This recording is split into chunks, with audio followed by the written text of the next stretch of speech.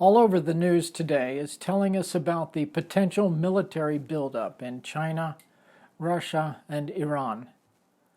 What the implications for the U.S. are will have to be seen how the new administration responds.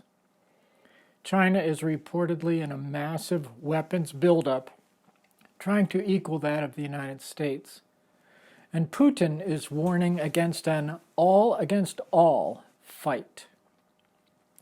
It's a catch-22.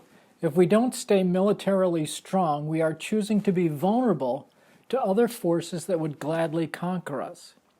If we stay militarily strong, we are depriving funds from many other social services.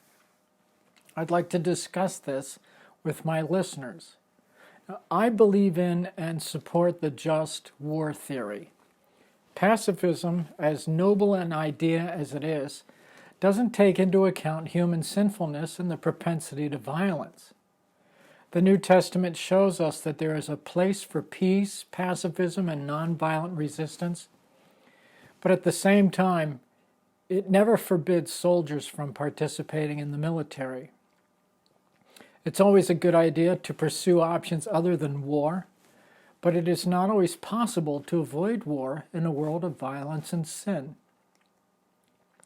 Os Guinness writes that, provided there's a legitimate basis for the use of war, and both wisdom and restraint in how it is applied, a qualified use of force is not only necessary but justifiable. In this world of sin, some force is necessary for survival, but there are two provisos. There must be a legitimate basis for and a legitimate exercise of force. Also, no force that does not issue from justice and that is not restrained by justice can achieve justice. God has given governments the authority to administer justice with weapons. That's in Romans 13:1 and 1 Peter 2:13 and Ecclesiastes 3:8. But God also repudiates the person to whom violence is always the answer. That's Psalm 11:5 and others. There are times in the Bible when God uses war to accomplish moral good. Another thing to remember is that it's always dangerous to claim that God is on our side in a war.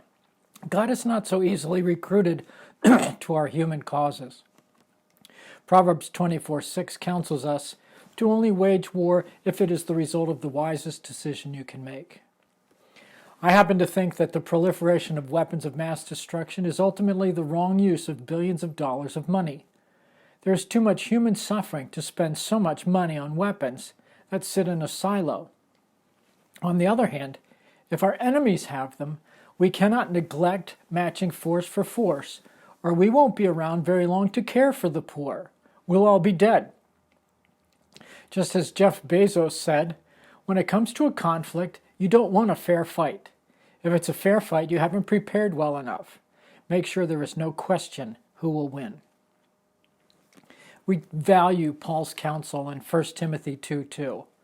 Pray for those in the government, that we may live peaceful lives. So let's talk about this.